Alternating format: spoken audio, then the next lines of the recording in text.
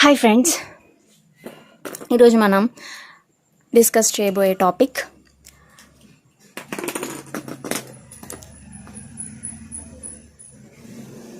People resistance against British before 1857.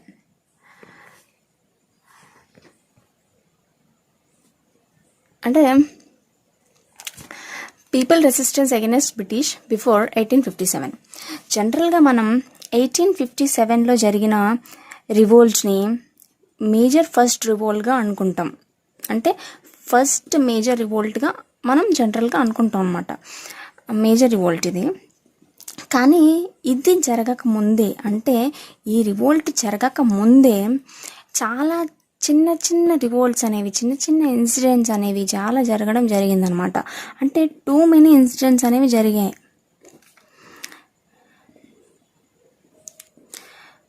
ఓకేనా? ఈ incidents అన్నీ కలిపి ఒక మేజర్ రివోల్ట్గా రావడం జరిగిందనమాట. సో ఈరోజు మనం ఈ topic people resistance against British before 1857లో అసలు ఈ టూ మెనీ ఇన్సిడెంట్స్, ఇవన్నీ చాలా రకాల ఇన్సిడెంట్స్ ఏమైతే జరిగాయో 1857 కన్నా ముందు, వాటి గురించి ఈ క్లాస్లో మనం స్టడీ చేద్దాం. అసలు అవి ఏంటో తెలుసుకుందాం. అది తెలుసుకోబోయే ముందు అసలు ఇక్కడ పీపుల్ అన్నదానికి మీనింగ్ ఏంటో చూద్దాం. అంటే పీపుల్ అంటే ఇక్కడ ఎవరు, ప్రజలు అంటే ఇక్కడ ఎవరు వస్తారు అంటే జనరల్గా ఎవరైతే బ్రిటిష్ రూల్లో ఎఫెక్ట్ అయ్యారో వాళ్ళు అనమాట. అంటే జనరల్గా బ్రిటిష్ రూలింగ్లో చాలామంది ప్రజలు ఎఫెక్ట్ అవ్వడం జరిగింది. అందులో సెవరల్ సెక్షన్స్ ఉన్నారనమాట. సెవరల్ సెక్షన్స్ అంటే ఒక రీజియన్కి కానీ, ఒక ఏరియా ఆర్ ఒక రిలీజియన్కి సంబంధించి పర్టికులర్ రిలీజియన్ అని కాకుండా సెవరల్ సెక్షన్స్ ఆఫ్ పీపుల్ అనే వాళ్ళు effect అయ్యారనమాట. affected by British rule. ఓకేనా? ఎవరైతే ఈ బ్రిటిష్ రూల్లో ఎఫెక్ట్ అయ్యారో వాళ్ళని ఇక్కడ పీపుల్ అని సంబోధించడం జరిగిందనమాట. ఓకే, సో ఇక్కడ మనకి ఈ ఇన్సిడెంట్స్ ఏవైతే ఉన్నాయో ఈ ఇన్సిడెంట్స్ని 3 మేజర్ కేటగిరీస్గా చెప్పుకోవచ్చు. 3 మేజర్ కేటగిరీస్గా చెప్పుకోవచ్చు. ఈ 3 మేజర్ కేటగిరీస్ ఏంటి అంటే peasant moments,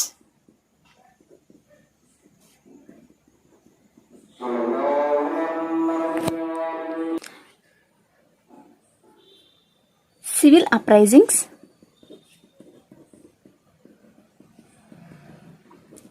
and tribal revolts అన్నమాట. ఏంటంటే peasant movements, civil uprisings, tribal movements. ఈ 3 కేటగిరీస్లో మనం ఈ పీపుల్ రెసిస్టెన్స్ని మనం కేటగరైజ్ చేయడం జరుగుతుంది.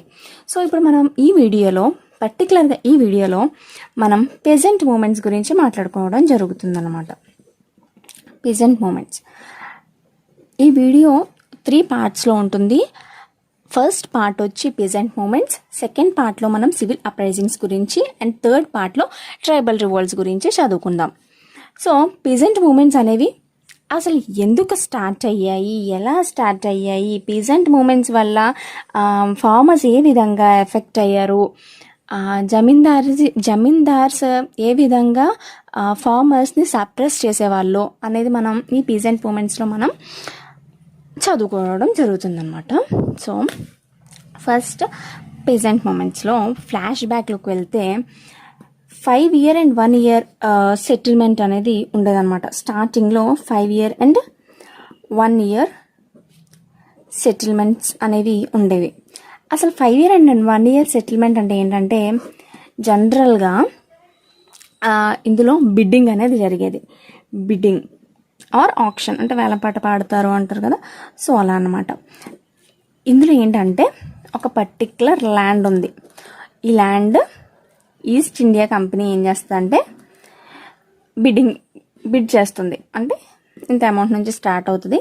సో వచ్చి ఎవరు ఎంత అమౌంట్ వేద్దాం అనుకుంటున్నారో వాళ్ళు వచ్చి ఇంత అమౌంట్ అని చెప్పి బిడ్డింగ్ అనేది స్టార్ట్ చేస్తారు. లాస్ట్లో ఎవరైతే హైయెస్ట్ అమౌంట్ ఇస్తారో వాళ్ళకి ఈ ల్యాండ్ అనేది ఇవ్వడం జరుగుతుంది. ఎవరైతే ఎక్కువ అమౌంట్ ఇచ్చి ఎక్కువ బిడ్ చేస్తారో వాళ్ళు they become zamindars.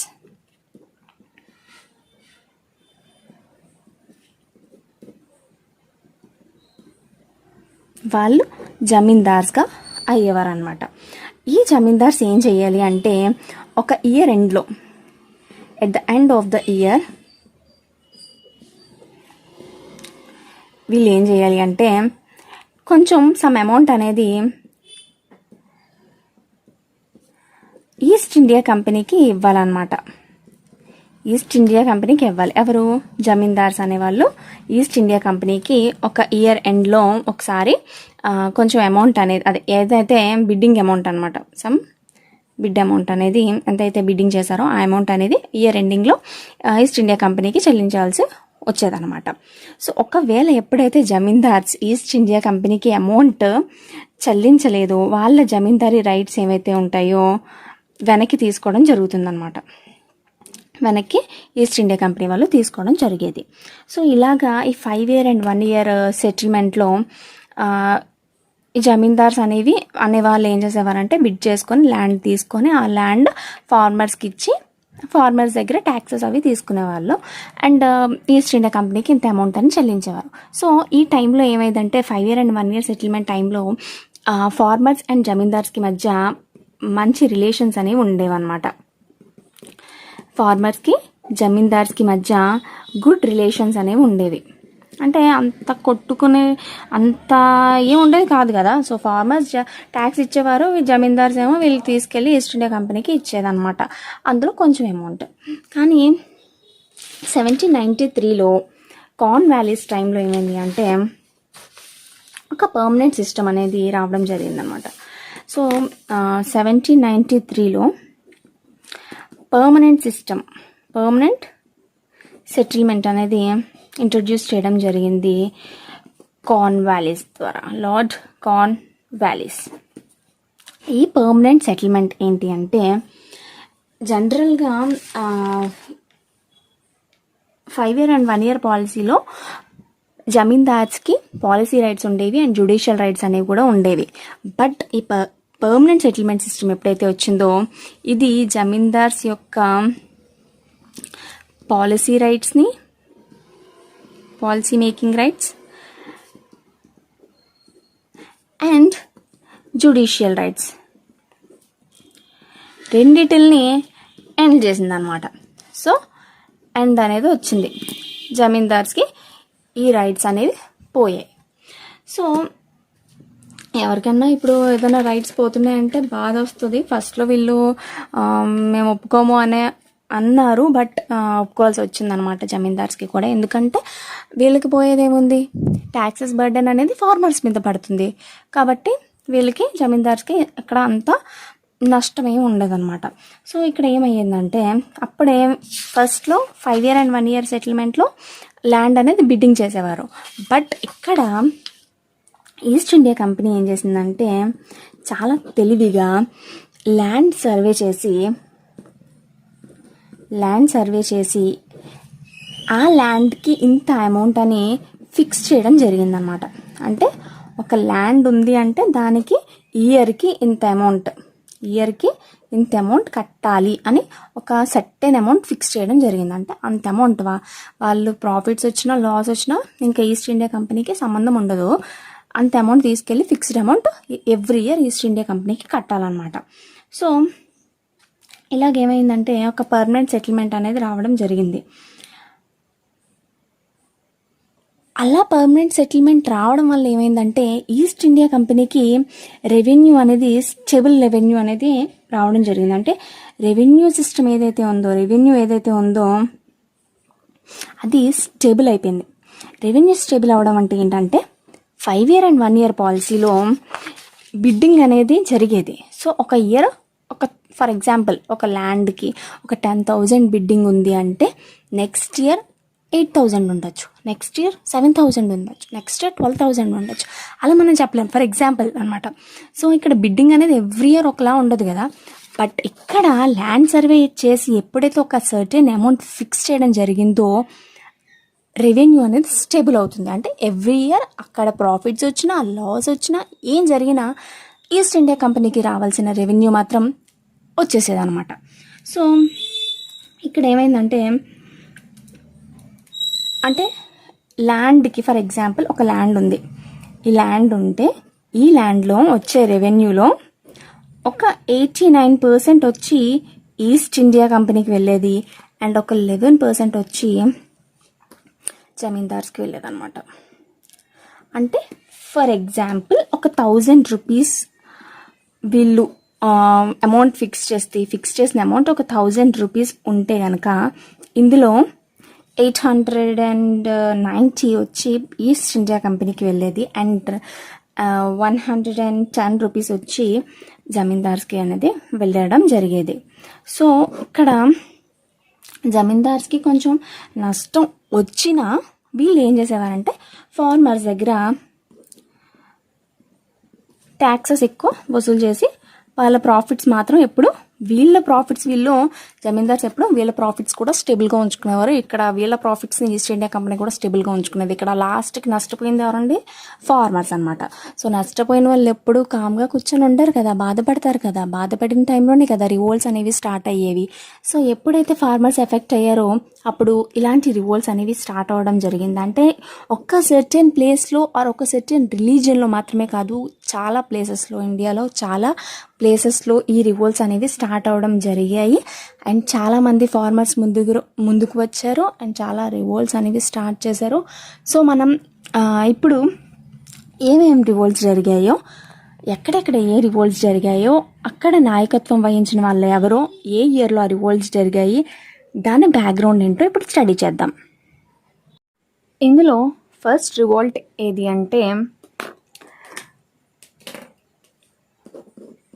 పబ్నా peasant uprising. First మనం చదివేది ఏంటి అంటే పబ్నా పీజెంట్ అప్రైజింగ్. ఇది 1873 to 76 ఈ పీరియడ్ ఆఫ్ టైంలో ఈ పీజెంట్ అప్రైజింగ్ అనేది జరిగింది. ఎవరి మధ్య జరిగింది అంటే పేజెంట్స్ వర్సెస్ ల్యాండ్ లార్డ్స్. అంటే రయాట్స్కి అండ్ జమీందార్స్కి మధ్య జరిగిందనమాట. అంటే ట్యాక్సెస్ ఎక్కువ పెంచడం వల్ల పేజెంట్స్ ఏం చేశారంటే ఈ పబ్నా పేజెంట్ అప్రైజింగ్ అనే ఒక మూమెంట్ అనేది స్టార్ట్ చేయడం జరిగింది. ఎప్పుడు 1873 to 76 టైం పీరియడ్లో. సో దీన్ని ఈ పబ్నా పేజెంట్ అప్రైజింగ్ని నాయకత్వం వహించింది ఎవరు అంటే it was led by Ishan Chandra Roy.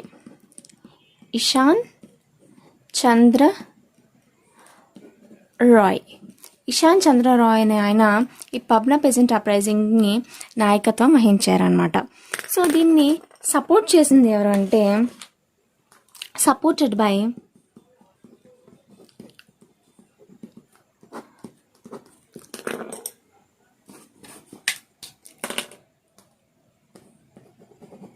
RC Dutt, Surendranath Banerjee,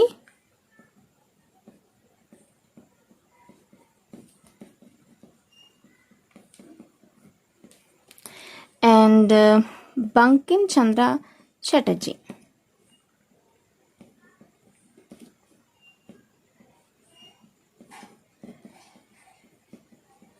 so మనకి ఆర్సి దత్ ఎవరు అంటే అప్పట్లో ఆయన ఒక ఇండియన్ సివిల్ సర్వెంట్ అనమాట. ఇండియన్ సివిల్ సర్వెంట్, బెంగాల్లో వర్క్ చేసేవారు. సురేంద్రనాథ్ బెనర్జీ గారు ఎవరు అంటే ఇక ఇండియన్ పొలిటికల్ లీడర్ అనమాట. బ్రిటిష్ రూల్లో ఉన్న ఒక Indian political ruler. Bankim Chandra Chatterjee ఎవరో తెలుసు కదండి, ఈయన ఒక నోవలిస్ట్. సో ఇప్పుడు మీరు మన ఫేమస్ నేషనల్ సాంగ్ వందే మాత్రం ఎవరు రాశారో కామెంట్స్లో చెప్పండి. సో లాస్ట్కి ఈ పీజెంట్ అప్రైజింగ్స్ ఏదైతే ఉన్నాయో, ఈ మూమెంట్ ఏదైతే ఉందో ఓవరాల్గా ఒక పీస్ఫుల్ మూమెంట్గా సాగిందనమాట. ఎక్కడ వైలెన్స్ లేదు, ఏం లేదు. లాస్ట్కి ఇది ఒక పీస్ఫుల్ వేలో ఎండ్ అవడం జరిగింది. సో పబ్నా పీజెంట్ అప్రైజింగ్ అనేది 1873 to 76 టైంలో జరిగింది. ఇది రయోట్స్ అండ్ జమీందార్స్కి మధ్య జరిగింది. దీని ఇషాన్ చంద్ర రాయ్ అనే ఆయన నాయకత్వం వహించారు. ఇందులో ఈ పీజెంట్ అప్రైజింగ్ని సపోర్ట్ చేసిన వాళ్ళు ఎవరు అంటే ఆర్సీ దత్, సురేంద్రనాథ్ బెనర్జీ అండ్ బంకిం చంద్ర చటర్జీ అనమాట. సో ఇదొక పీస్ఫుల్ మూమెంట్గా ఎండ్ అయింది. నెక్స్ట్ రివోల్ట్ వచ్చి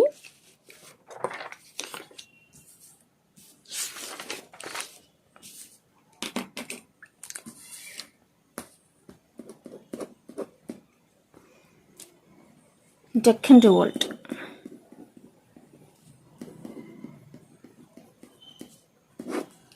ఓకేనా, డెక్కన్ రివోల్ట్. ఈ డెక్కన్ రివోల్ట్ అంటే ఏంటంటే, ఇది మహారాష్ట్రలో ఏరియా వచ్చి మహారాష్ట్రలో స్టార్ట్ అయిందనమాట. ఇది మహారాష్ట్రలో పూణే, అహ్మద్నగర్ డిస్ట్రిక్ట్స్లో, పూణే అండ్ అహ్మద్నగర్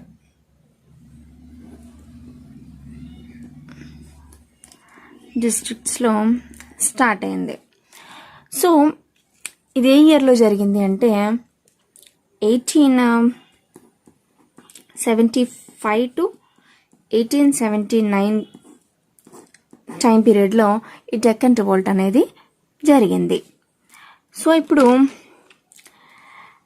అసలు ఈ డెక్కన్ రివోల్ట్స్ ఎవరెవరికి మధ్య జరిగింది అంటే, ఇది పిజెంట్స్ అండ్ అంటే ఫార్మర్స్ అండ్ మనీ లెండర్స్కి మధ్య జరిగిందన్నమాట. ఓకే, మనకి జమీందార్స్ తెలుసు, పిజెంట్స్ తెలుసు.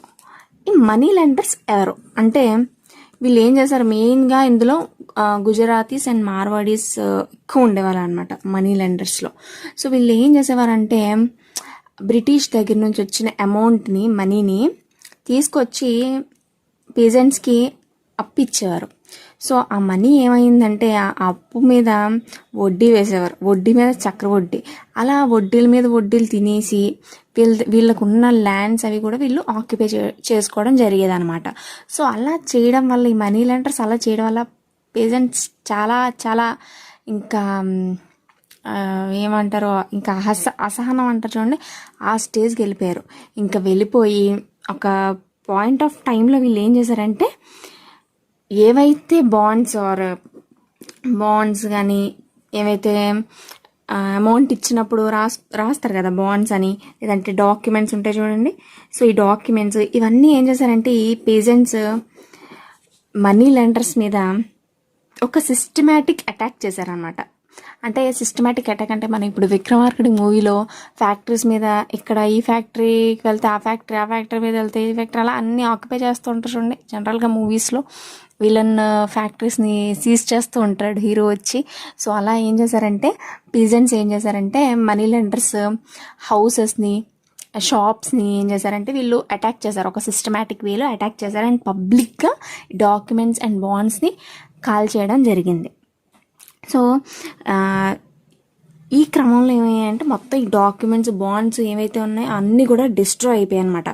సో ఇది చాలా పెద్ద రివోల్ట్. అసలు ఆ డెక్కన్ రివోల్ట్ అనేది ఏంటంటే, ఒక వన్ ఆఫ్ ద మేజర్ రివోల్ట్గా చెప్పుకోవచ్చు అనమాట. 1875 to 79 కాలంలో అది మహారాష్ట్రలో జరిగింది. ఓకేనా, ఇప్పుడు వీళ్ళు ఏం చేశారంటే, పీజెంట్స్ మనీ లెండర్స్ని బాయ్కాట్ చేశారంటే, మనీ లెండర్స్ దగ్గర నుంచి అసలు ఎటువంటి అమౌంట్ తీసుకోకూడదు అని ఈ పీజెంట్స్ అనేవాళ్ళు ఫిక్స్ అయ్యారనమాట. సో మనీ లెండర్స్ దగ్గర వీళ్ళు అసలు అమౌంట్ ఎలా తీసుకునేవారంటే, ఒక కైండ్ ఆఫ్ ప్రెషర్లో వచ్చినప్పుడు, అమౌంట్ డబ్బులు లేని టైంలో అలా మనీ లెండర్స్ దగ్గరికి వచ్చి పీజెంట్స్ అనేవాళ్ళు అప్పు చేసేవారు. ఆరు కొంతమంది ఏం చేసేవారంటే, ఫార్మర్స్ తెలియక ఇగ్నోరెన్స్లో తెలియక బాండ్స్ అనేవి సైన్ చేసేవారనమాట. కొంతమంది ఏం చేసేవారంటే మనీ లెండర్స్ ఫ్రాడ్ చేసి పీజెంట్స్తో సైన్ చేయించుకునేవారు కొన్ని బాండ్స్ మీద. సో ఇవన్నీ జరగడం వల్ల ఏమైందంటే పీజెంట్స్ చాలా లాస్ అయిపోయారు. ఈ అమౌంట్ కట్టలేక, ఆ అమౌంట్ పైన వచ్చే వడ్డీలు కట్టలేక చాలా ఇంకా ఫెడ్అప్ అయిపోయారనమాట. సో ఆ టైంలో ఇలా వీళ్ళు ఏం చేశారంటే ఒక రివోల్ట్ స్టార్ట్ చేయడం జరిగింది. యాక్చువల్గా మనకి యాక్ట్ ఆఫ్ 10 ఆఫ్ 1859 ప్రకారం ఏంటంటే ఇది రైట్స్కి సంబంధించిన యాక్ట్ అనమాట. అంటే ఎలా అయితే జమీందార్స్కి రైట్స్ ఉంటాయో అదే విధంగా రయాట్స్కి కూడా పిజెంట్స్కి కూడా కొన్ని రైట్స్ అనేవి ఉంటాయి. ఈ రైట్స్ ప్రకారం బ్రిటిష్ గవర్నమెంట్ ఏం చేసిందంటే ఒక లిమిటేషన్ లాని పాస్ చేసింది. అంటే 1859లోనే అలా పాస్ అయిందనమాట. ఏంటంటే అది జనరల్గా మనీ లెండర్స్ ఏం చేస్తారు, బాండ్స్ మీద సైన్ పెట్టించుకుంటారు. సో ఈ బాండ్స్కి వ్యాలిడిటీ పెడితే ఆ 3 years validity or 4 years validity ఉంటే ఆ తర్వాత వాళ్ళు ఇంక అమౌంట్ కట్టనవసరం ఉండదు కదా. సో అది ఏం చేశారంటే ఒక వ్యాలిడిటీ పెడితే బాగుంటుంది అన్నట్టు ఒక లిమిటేషన్ లాని పాస్ చేయడం జరిగింది. ఇందులో ఏంటంటే 3 years ఒక వ్యాలిడిటీ అనేది ఉండేదన్నమాట బాండ్స్కి.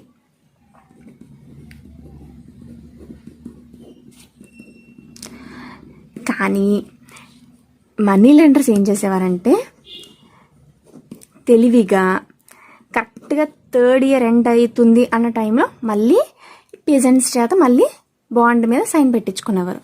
సో ఆ బాండ్ ఏమవుతుంది, మళ్ళీ ఇంకో 3 year ఎక్స్టెండ్ అవుతుంది. సో అలా ఈ మనీ లెండర్స్ కొంచెం ఫ్రాడ్ అలా చేసేవారు అనమాట పేజెంట్స్తో.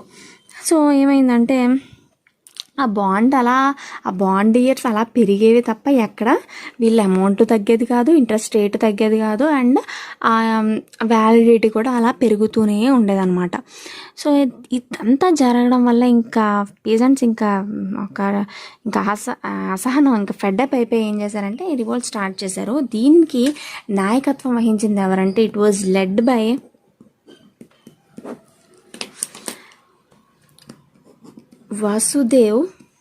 వసుడియో బల్వంత్ ఫడ్కే. ఈయన ఈ మూమెంట్ అంటే డెక్కన్ రివోల్ట్కి నాయకత్వం వహించింది ఎవరు అంటే వాసుడియో బల్వంత్ ఫడ్కే. ఇది చాలా ఇంపార్టెంట్ బిట్ అనమాట. డెక్కన్ రివోల్ట్ ఎవరు లెడ్ చేశారు అని అడిగితే వాసుడియో బల్వంత్ ఫడ్కే అని చెప్పాలి. ఇదొక వైలెంట్ క్యాంపెయిన్. ఇందాక మనం పబ్నా మూమెంట్ చూసాము, అదేంటంటే ఒక పీస్ఫుల్ మూమెంట్. బట్ ఇది ఏంటంటే వైలెంట్ అనమాట, చాలా వైలెంట్. బంద్ చేస్తారు మొత్తం డాక్యుమెంట్స్, బాండ్స్ ఏమైతే ఉన్నా అన్ని కాల్చి పడేశారు అనమాట పబ్లిక్గా పీజెంట్స్. సో ఇదేంటంటే ఒక వైలెంట్ మూమెంట్. దీనికి సపోర్ట్ చేసిన వాళ్ళు ఎవరంటే ఇట్ వాజ్ సపోర్టెడ్ బై ఒక చీఫ్ జస్టిస్, అప్పట్లో ఉన్న ఒక చీఫ్ జస్టిస్ ఆఫ్ బాంబే అనమాట. ఆయన బాంబే హైకోర్ట్ చీఫ్ జస్టిస్ ఈ డెక్కన్ రివోల్ట్కి సపోర్ట్ చేయడం జరిగింది. ఆయన ఎవరు అంటే జస్టిస్ ఎంజి మహాదేవ్ గోవింద్ రనాడే అని ఆయన ఈ డెక్కన్ రివోల్ట్ని సపోర్ట్ చేయడం జరిగిందనమాట. సో ఈయన ఎవరు అంటే చెప్పా కదా, ఈయన ఒక చీఫ్ జస్టిస్ అండ్ ఒక సోషల్ రిఫార్మర్ కూడా. ఓకే, ఈయన మనకి బిట్స్లో అడగచ్చు ఏంటి అంటే వాక్టు టెజక్ సభ. అమ్మో, ఇది చాలా కాంప్లికేటెడ్గా ఉంది సభ పేరు, బట్ గుర్తుపెట్టుకోవాలి. ఇక్కడ స్పెల్లింగ్ రాసిస్తాను.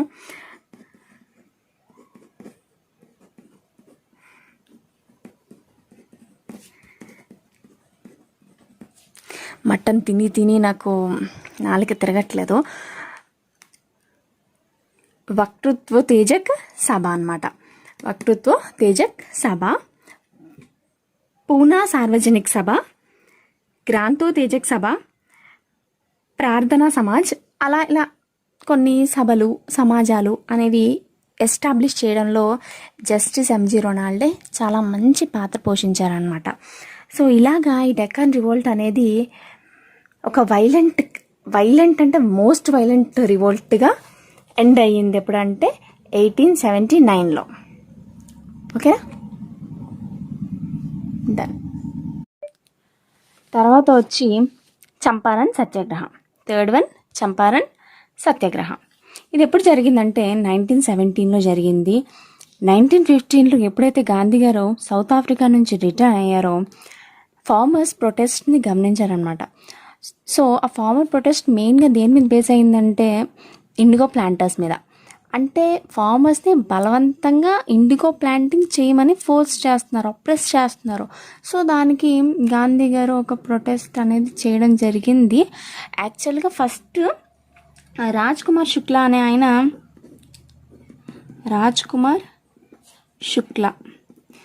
ఆయన గాంధీజీ గారిని చంపారన్ ఇన్వైట్ చేశారు.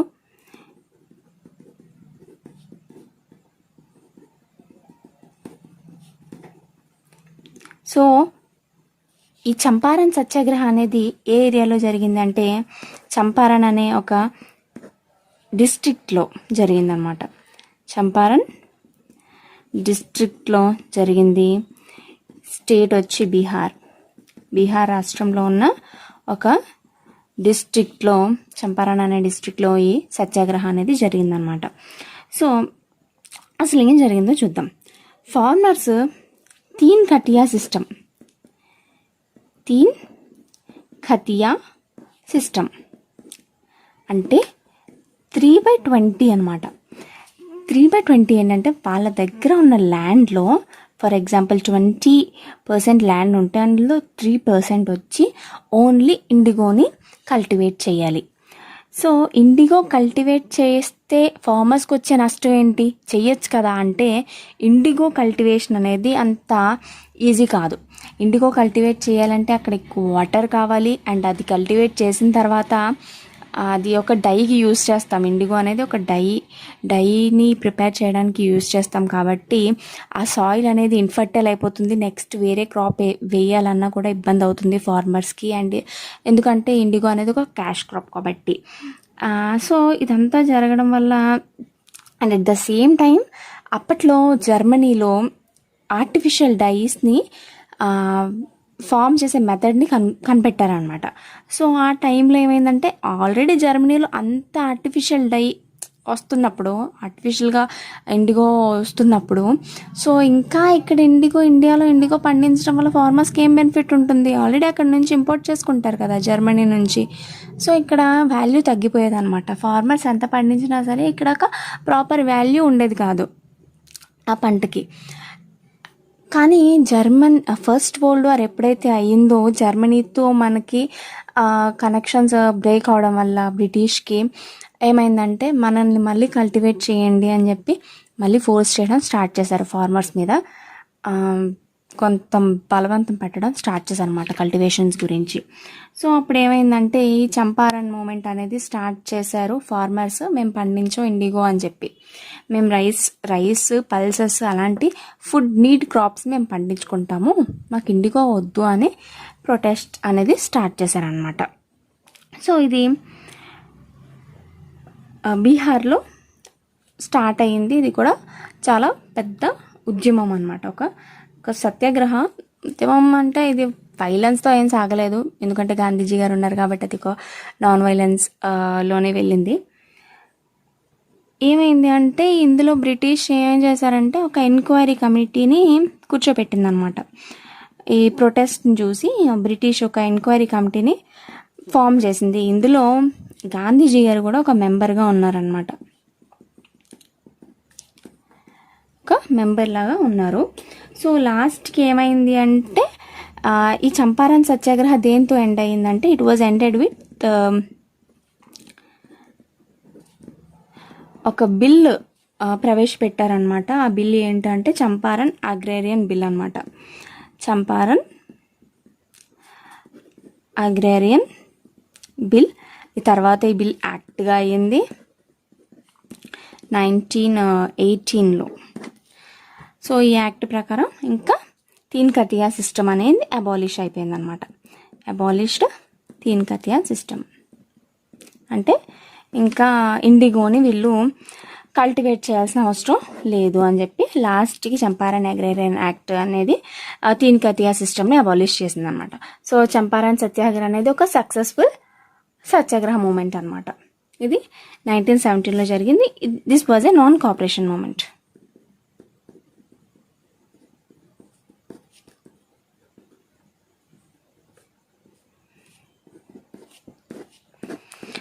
రైట్. అండ్ లాస్ట్ ఏంటంటే ఇందులో గాంధీజీ గారితో పాటుగా రాజేంద్ర ప్రసాద్ గారు,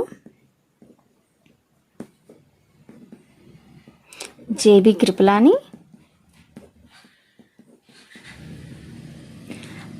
మజూర్ ఉల్ హక్ వీళ్ళు కూడా చంపారన్ రావడం జరిగింది గాంధీజీ గారితో పాటుగా.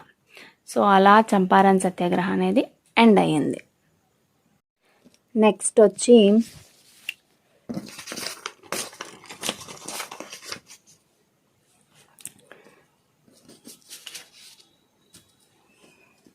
ఫోర్త్ వన్, కేదా సత్యాగ్రహ.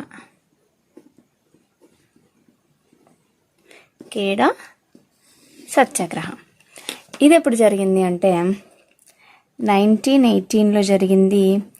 ఏరియా వచ్చి కేదా డిస్టిక్. ఇది ఎక్కడ ఉందంటే గుజరాత్ స్టేట్లో ఉంది. అసలు ఈ సత్యాగ్రహ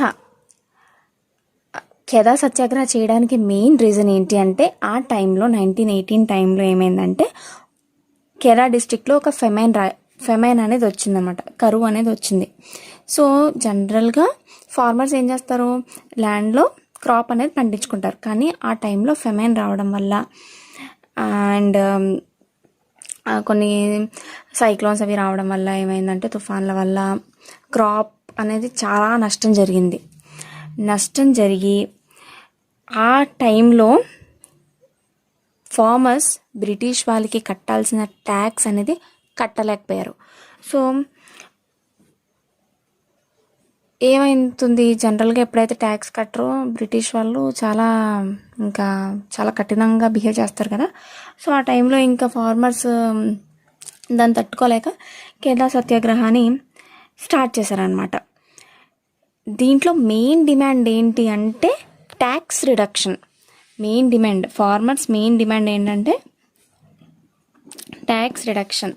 ఎందుకంటే ఆల్రెడీ వాళ్ళకి చాలా క్రాప్ అనేది నష్టం వచ్చింది. ఇంకా అలాంటి నష్టంలో వీళ్ళు ఎలా పే చేయగలరు ట్యాక్సెస్ అనేది. సో వీళ్ళ డిమాండ్ ఏంటంటే ట్యాక్స్ అనేది ఇంకా రిడ్యూస్ చేసేయాలి, ట్యాక్స్ అనేది కట్ చేయాలి అని చెప్పి చేశారు. దీనికి నాయకత్వం వహించింది ఎవరంటే మహాత్మా గాంధీ గారు. చంపారన్ సత్యాగ్రహ తర్వాత జరిగిన సెకండ్ మూమెంట్ ఏంటంటే సత్యాగ్రహ మూమెంట్ ఏంటి అంటే కేదా సత్యాగ్రహ అనమాట. ఆఫ్టర్ చంపారన్ తర్వాత జరిగింది ఏంటంటే కేదా. ఫస్ట్ అండ్ ఇది సెకండ్ సత్యాగ్రహ. సో ఇంకా లాస్ట్కి ఫైనల్గా కేదా సత్యాగ్రహ జరిగిన తర్వాత ఇంకా ఏం డిసైడ్ అయ్యారు అంటే ఇంకా ట్యాక్స్ అనేది అబాలిష్ చేయాలని చెప్పి బ్రిటిష్ గవర్నమెంట్ అనేది నిర్ణయించుకోవడం జరిగింది ఆఫ్టర్ కేదా సత్యాగ్రహ. సో అదొక సక్సెస్ అనేది వచ్చింది. తర్వాత గాంధీజీ గారితో పాటు ఈ కేదా సత్యాగ్రహలో సర్దార్ వల్లభాయ్ పటేల్ గారు కూడా పాల్గొనడం జరిగింది.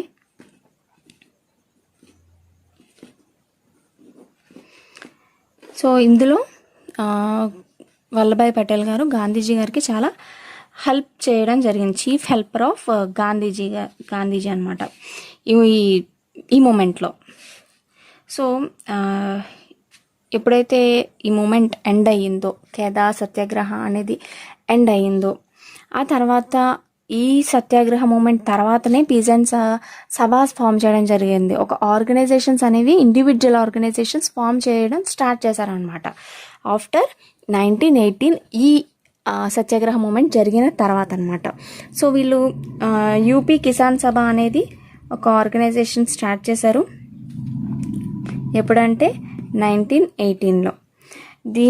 దీన్ని లెడ్ చేసిన వాళ్ళు అంటే ఈ ఆర్గనైజేషన్ని స్థాపించిన వారు ఎవరు అంటే గౌరీ శంకర్ మిశ్రా, మదన్ మోహన్ మాల్వియా, ఇందర్ నారాయణ్ ద్వివేది.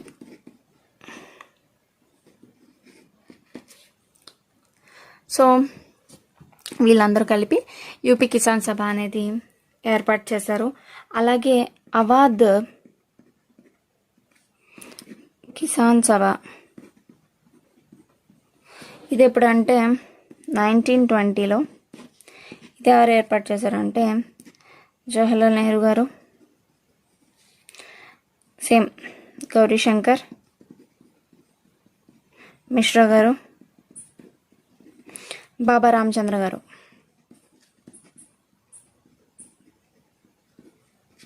వీళ్ళు అవధ్ కిసాన్ సభని ఏర్పాటు చేయడం జరిగింది బెంగాల్, బీహార్ అండ్ పంజాబ్ రాష్ట్రాలలో.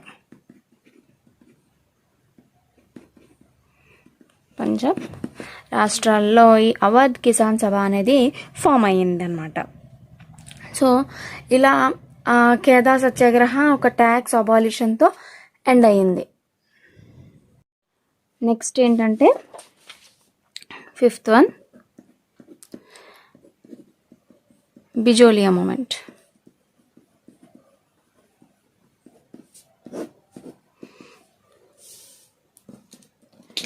ఇవన్నీ కూడా డిఫరెంట్ రీజియన్స్లో జరిగిన రివోల్ట్స్ అండ్ మూమెంట్స్ అనమాట. సో అంటే ఫార్మర్ ప్రొటెస్ట్స్ అనమాట. సో బిజోలియా మూమెంట్ ఎప్పుడు జరిగింది అంటే 1897 to 1941, అంటే నియర్లీ ఒక 43 years జరిగిన మూమెంట్ అనమాట. ఇది 43 years కూడా కంటిన్యూస్గా జరగలేదు. ఒక 3 to 4 phases కొంచెం స్టార్ట్ అయ్యేది, చేసేవారు, అండ్ కొంచెం ఆగిపోయేది, మళ్ళీ స్టార్ట్ అయ్యేది, అలా కొన్ని ఫేజెస్గా ఈ బిజోలియా మూమెంట్ అనేది సాగుతూ ఉండేదన్నమాట. ఇది ఏరియా ఎక్కడ అంటే బిజోలియా అనే ఒక ఊర్లో స్టార్ట్ అయిన మూమెంట్ ఇది. బిజోలియా అనే ఊరు ఎక్కడ ఉందంటే ఉదయ్పూర్ స్టేట్ అంటే అప్పట్లో ఉదయ్పూర్, ఇప్పుడు Rajasthan, Mewar district, Mewar district. So బిజోలియాలో ఈ మూమెంట్ అనేది స్టార్ట్ అయింది. అసలు రీజన్ ఏంటి, అసలు బిజోలియా మూమెంట్ స్టార్ట్ అవడానికి కారణం ఏంటంటే ట్యాక్సెస్. ఎవరైతే వీళ్ళు జమీందార్స్ వీళ్ళు ఉంటారో అది మేజర్గా బ్రిటిష్ వాళ్ళే కారణం దేనికన్నాను. సో అప్పుడు ఏమైందంటే సెస్సెస్ అనేవి ఎక్కువ వసూలు చేసేవారు. సెస్ అంటే ఏంటంటే ట్యాక్స్ ఆన్ ట్యాక్స్ మీద ట్యాక్స్. ఒక ట్యాక్స్ ఉందంటే దాని మీద మళ్ళీ ఇంకో ట్యాక్స్ అనమాట. సో సెసెస్ బాగా ఎక్కువ వసూలు చేసేవారు అనమాట రాజస్థాన్లో. సో దాని మెయిన్ రీజనే ట్యాక్స్ ఆన్ ట్యాక్స్. దీనివల్ల బిజోలియా మూమెంట్ స్టార్ట్ అయింది. దీంతో పాటుగా కస్టమ్ డ్యూటీస్ అనేవి కూడా వీళ్ళు పే చేయాల్సి వచ్చేదన్నమాట. సో ఫోర్స్డ్ లేబర్ కూడా ఉండేది. ఇష్టం లేకుండానే వీళ్ళ చేత పని చేయించుకునేవారు. అంటే ఏదైనా అమౌంట్ కట్టకపోయినా, తిరిగి వీళ్ళు ట్యాక్సులు కట్టకపోయినా వీళ్ళతో కొంచెం ఫోర్స్గా వర్క్ చేయించుకునేవారు అనమాట. సో ఇదంతా చూసి ఇంకా ప్రజలు భరించలేక బిజోలియా మూమెంట్ అనే ఒక ప్రొటెస్ట్ని స్టార్ట్ చేశారు. దీనికి నాయకత్వం వహించింది ఎవరు అంటే విజయ్ సింగ్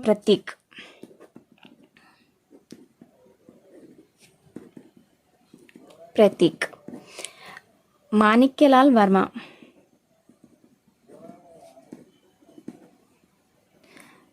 ఫాతేహ్ కరణ్ చరణ్,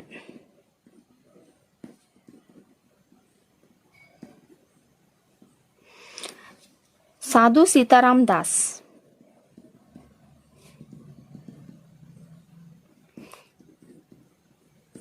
వీళ్ళందరూ కూడా ఈ మూమెంట్ని నడిపించడం జరిగింది. సో ఇలా బెజోలియా మూమెంట్ 1897 టు 1941 దాకా ఒక పాయింట్ ఆఫ్ టైంలో 1914 ఆ టైంలో ఏం చేశారంటే ఇంకా ప్రజలు అదే ఫార్మర్స్ ఏం చేశారంటే ఇంకా బెజోలియాలో అస్సలు మేము క్రాప్సే పండించమని చెప్పేసి మొత్తానికి ఆ రీజియన్లో పంటలు కూడా పండించడం మానేశారు. ఆ రీజియన్లో ఫెమైన్ కూడా వచ్చిందనమాట ఆ టైంలో. సో ఇలా 2-3 ఫేజెస్లో ఈ మూమెంట్ అనేది జరిగింది. లాంగెస్ట్ మూమెంట్ ఇది. సో ఇలా ఈ బెజోలియా మూమెంట్ అనేది ఎండ్ అయింది. నెక్స్ట్ వచ్చి మోప్లా మూమెంట్.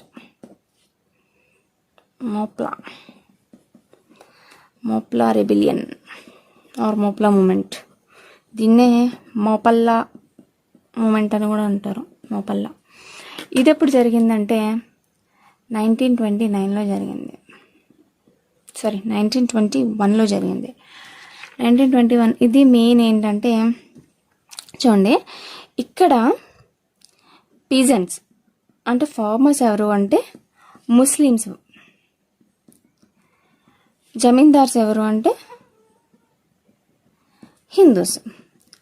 సో ఇక్కడ కొంచెం జమీందార్స్కి పీజెంట్స్కి మధ్య కొంచెం రిలేషన్స్ బాగాలేక అండ్ జమీందార్స్ ఎక్కువ ట్యాక్సెస్ వసూలు చేయడం వల్ల పీజెంట్స్ ఇంకా ఫెడ్అప్ అయ్యారనమాట. అండ్ ఇంకోటి ఏంటంటే ఈ టైంలోనే 1919 టు 24 ఈ టైంలో ఖిలాఫత్ మూమెంట్ అనేది జరిగింది. ఖిలాఫత్ మూమెంట్ అది ఆటోమన్ ఎంపైర్లో క్యాలిఫ్ని మళ్ళీ రీస్టోర్ చేయాలి అని చెప్పి ఒక మూమెంట్ అనేది జరుగుతూ ఉండేది. దాన్ని ఇండియన్ ముస్లిమ్స్ కూడా సపోర్ట్ చేశారు ఖిలాఫత్ మూమెంట్కి. సో ఇండియన్ ముస్లిం మూమెంట్ జరిగేతున్న టైంలో ఏమైందంటే ఒక రెబెలియన్ అనేది జరిగింది. 1921లో ఒక రెబెలియన్ అనేది జరిగింది. ఇండియన్ ముస్లిం మూమెంట్ జరిగే టైంలో మాస్క్లోకి వెళ్ళి పోలీసులు రైడింగ్ చేయడం జరిగింది. ఏరియా వచ్చి తిరురంగడి అనే ఒక ఊర్లో పోలీస్ రైడ్ అనేది జరిగిందనమాట. ఈ టైంలో ఖలీఫత్ మూమెంట్ జరుగుతుంది, ఇండియన్ ముస్లిం మూమెంట్ అనేది కూడా జరుగుతూ ఉండే అనమాట. సో ఆ టైంలో ఒక చిన్న క్రాక్ డౌన్ వల్ల ఇది రెబెలియన్ జరుగుతూ ఉండడం, అట్ ద సేమ్ టైం అదే టైంలో ఈ క్రాక్ డౌన్ జరగడం. సో ఇదంతా ఏమైందంటే కొంచెం రిలీజియస్ పరంగా కూడా వెళ్ళిపోయిందనమాట ఈ మూమెంట్. సో దీని లీడర్స్ ఎవరు అంటే ఆ టైంలో ఎవరైతే ఇండియన్ ముస్లిం మూమెంట్లో ఖిలాఫత్ మూమెంట్కి సపోర్ట్ చేస్తున్న లీడర్స్ ఎవరైతే ఉన్నారో ఆ లీడర్సే మోప్లా మూమెంట్ని కూడా సపోర్ట్ చేయడం జరిగింది. మరి అంటే వీళ్ళు ఏమనుకున్నారంటే ఖిలాఫత్ మూమెంట్లో ఇలా పోలీస్ రైడ్ జరిగింది, సో అప్పుడే మోప్లా రెబిలియన్ కూడా జరుగుతూ ఉండే. సో ఇటువంటి టైంలో ముస్లిమ్స్ మీద ఇలాంటి ఆపరేషన్ జరగడం, సో వీళ్ళందరూ ఇంకా కొంచెం ప్రొటెస్ట్ అనేది కొంచెం తీవ్రంగా జరిగిందనమాట. సో అందులో ఉన్న లీడర్స్ ఎవరు అంటే అలీ ముసాలియర్, ఖుంజా అహ్మద్ హాజీ, కున్హీ ఖాదర్. సో వీళ్ళందరూ కూడా ఖిలాఫత్ మూమెంట్లో లీడర్స్గా ఉండే అనమాట. సో ఇది మోప్లాస్ అనే ఒక రిలీజియన్కి సంబంధించిన ఒక రెబిలియన్ స్టార్ట్ అయింది అంటే ఫస్ట్ బ్రిటిష్కి అగెనెస్ట్గా ఫస్ట్ స్టార్ట్ అయిన రెబిలియన్ ఇదే అనమాట. అండ్ దీన్ని యాంటీ బ్రిటిష్ రెబిలియన్ అనొచ్చు, యాంటీ జమీందారీ రెబిలియన్ అనొచ్చు, అండ్ టు సమ్ ఎక్స్టెంట్ దీన్ని యాంటీ హిందూ రెబిలియన్ అని కూడా అనొచ్చు. సో అలా ఈ మోప్లా రెబిలియన్ అనేది ఎండ్ అయిందనమాట. నెక్స్ట్ వచ్చి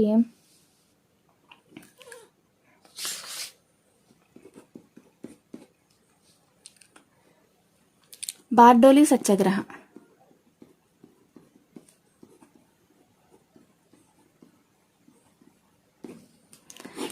ఇది ఎప్పుడు జరిగింది అంటే 1928లో జరిగిందనమాట.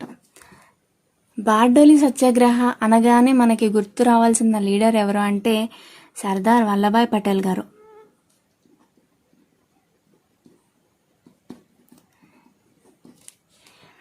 ఈ సత్యాగ్రహ మూమెంట్తో ఆయన ఒక లీడర్గానే కాదు, ఒక హీరో అయిపోయారు ఈ సత్యాగ్రహలో. అంటే సర్దార్ అనే ఒక టైటిల్ని ఈయన సంపాదించుకుంది ఈ సత్యాగ్రహ మూమెంట్ ద్వారా అని చెప్పుకోవచ్చు అనమాట. సో ఈ బార్డోలి సత్యాగ్రహ ఎక్కడ జరిగిందంటే సూరత్లో జరిగింది. వచ్చి గుజరాత్ స్టేట్లో ఉందన్నమాట. గుజరాత్ స్టేట్లో సూరత్లో జరిగింది. సో ఇది మెయిన్ రీజన్, అసలు బార్డోలి సత్యాగ్రహ జరగడానికి మెయిన్ కారణం ఏంటంటే బ్రిటిష్ ఏం చేసిందంటే బ్రిటిష్ గవర్నమెంట్ ల్యాండ్ రెవెన్యూని పెంచేసింది, ఇంక్రీజ్ చేసింది. ఎంత? 22% దాకా పెంచింది. సో సర్దార్ వల్లభాయ్ పటేల్ గారు ఈ ల్యాండ్ రెవెన్యూని 22%కి పెంచడాన్ని ప్రొటెస్ట్ చేశారు అండ్ ఒక క్యాంపెయిన్ని స్టార్ట్ చేశారు. ఆ క్యాంపెయిన్ ఏంటంటే no revenue campaign. No revenue క్యాంపెయిన్ని చాలా సక్సెస్ఫుల్గా నడిపించారు. అండ్ ఈ నో రెవెన్యూ క్యాంపెయిన్ ద్వారా, ఈ ప్రొటెస్ట్ ద్వారా ఏమైందంటే బ్రిటిష్ వాళ్ళు ఫోర్స్ చేయబడ్డారు. అంటే విత్డ్రా అవ్వాలి డెఫినెట్గా మనం, లేదంటే ఇంక మామూలుగా ఉంటుంది మనకి అన్నట్టు వాళ్ళు ఇంకా ఈ ట్యాక్స్ ఎన్హాన్స్మెంట్ని విత్డ్రా చేసుకున్నారనమాట. ఈ నో రెవెన్యూ క్యాంపెయిన్ అనేది చాలా మంచిగా సర్దార్ వల్లభాయ్ పటేల్ గారి నేతృత్వంలో సాగిందనమాట. నెక్స్ట్ వచ్చి పీజెంట్ రివోల్ట్ ఇన్ పంజాబ్. అంటే మ్యాక్సిమం అన్ని నార్త్లో ఉండే మ్యాక్సిమం అన్ని స్టేట్స్లో కూడా రివోల్ట్స్ జరిగాయి. ఈ ఫార్మర్స్ ప్రొటెస్ట్స్ అన్నమాట.